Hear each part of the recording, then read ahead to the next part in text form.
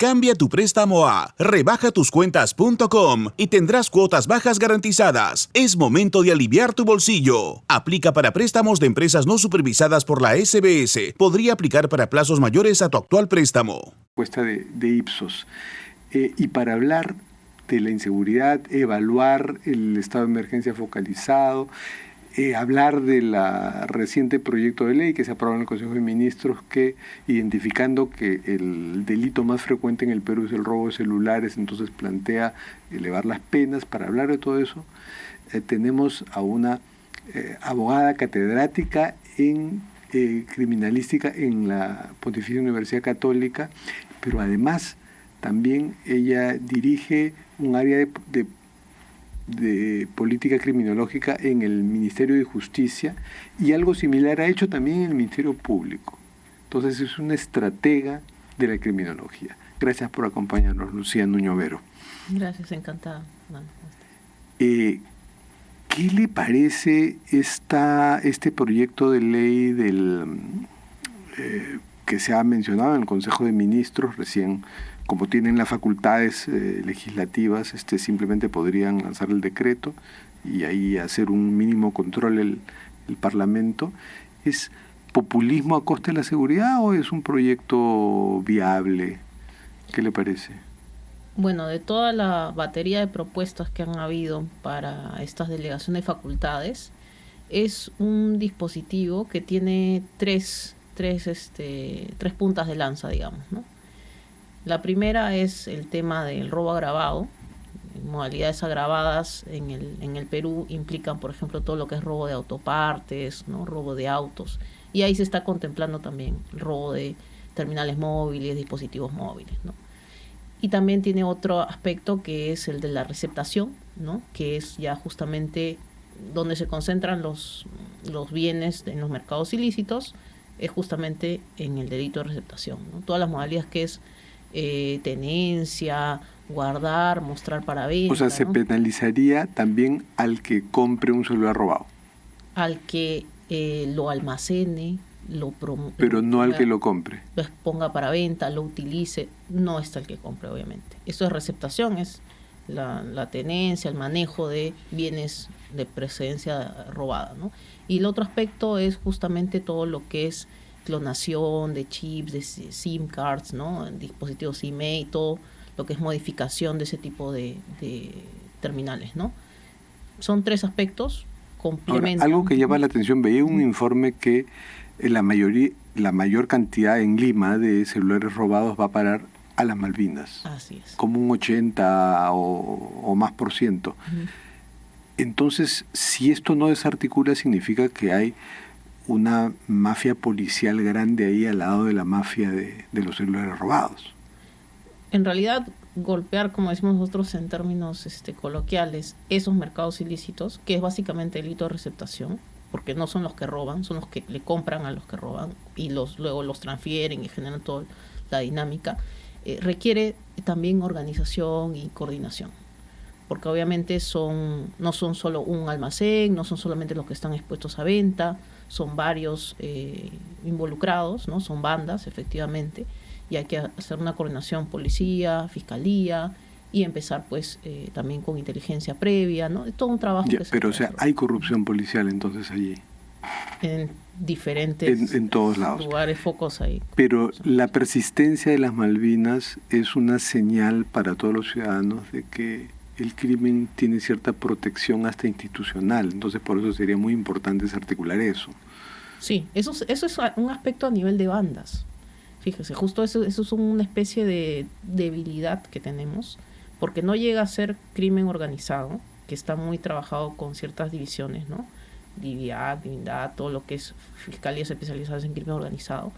Este tipo de bandas operan a un nivel más mediano, pero sin ser la delincuencia común, ¿no?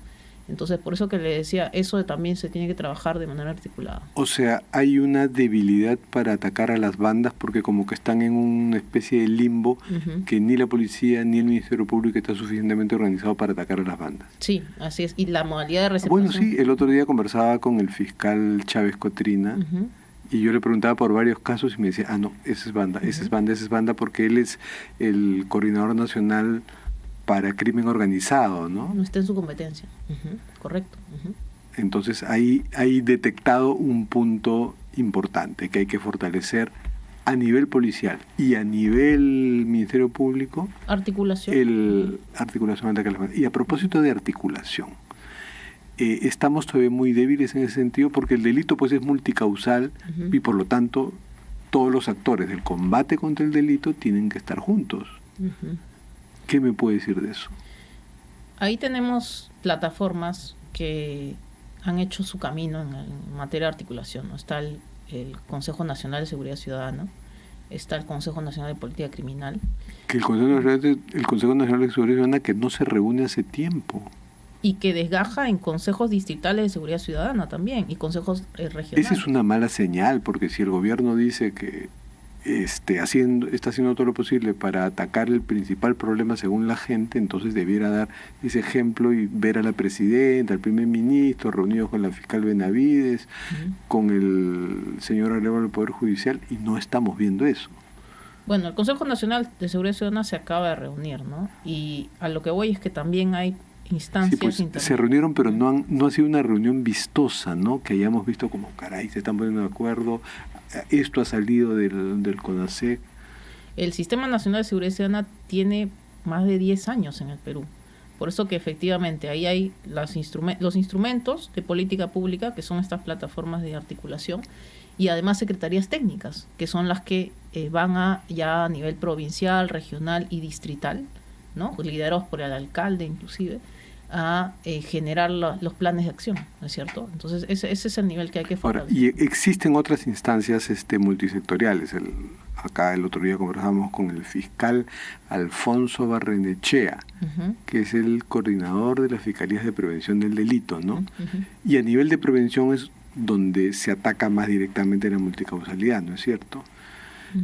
Y él me decía que cada 2 meses se reúne él en nombre del Ministerio Público con una comisión multisectorial, pero que no se le da mucha importancia a ese trabajo.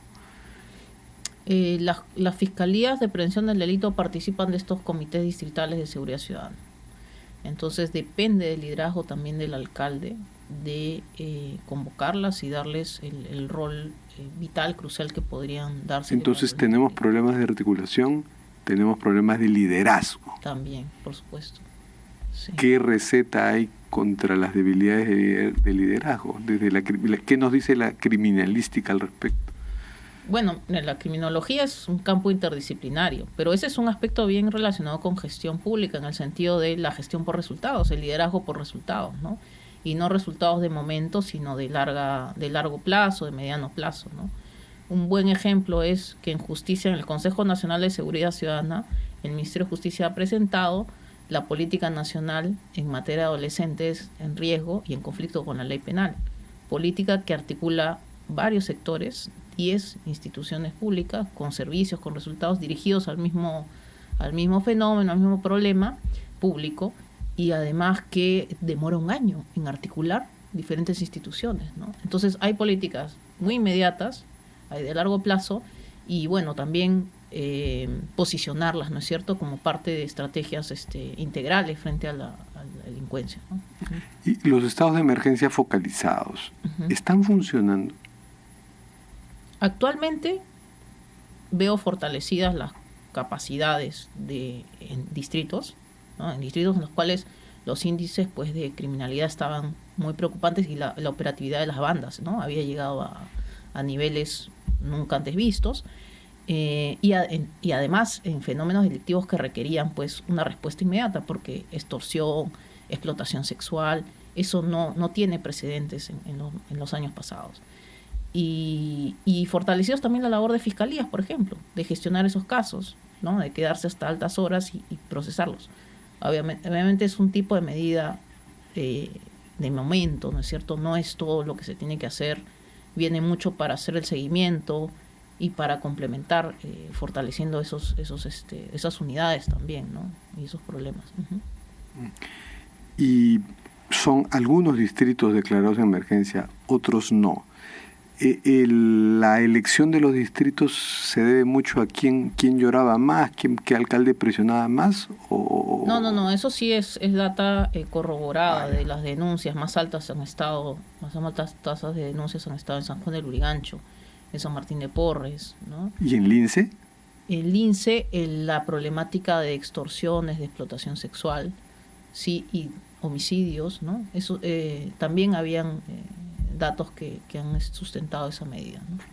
Aunque es un delito muy preocupante, pues el delito pues que a uno lo asalta dentro de su casa, ¿no? En la pantalla de su celular. ¿Hay algunas estrategias específicas que se estén generando ante la alerta de cuánto ha crecido ese delito? Eso sí es un aspecto que debería ya desarrollarse como un protocolo propio de la policía, ¿no? de inteligencia y de contrarrestar ese fenómeno con una planificación muy específica, ¿no? De acuerdo a las zonas, ¿no? ¿Quién está operando, controlando estas zonas? ¿Quién está operando en esta otra zona? ¿Quiénes son los que, cómo se van a canalizar esas investigaciones, esas denuncias, ¿no?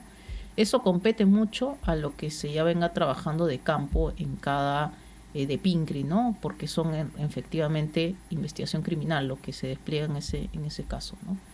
Todavía no hay un documento técnico, una guía, un reporte que pueda materializar ese avance, pero efectivamente no es un campo en el que tiene que haber los instrumentos, la estrategia en definición, ¿no? Uh-huh.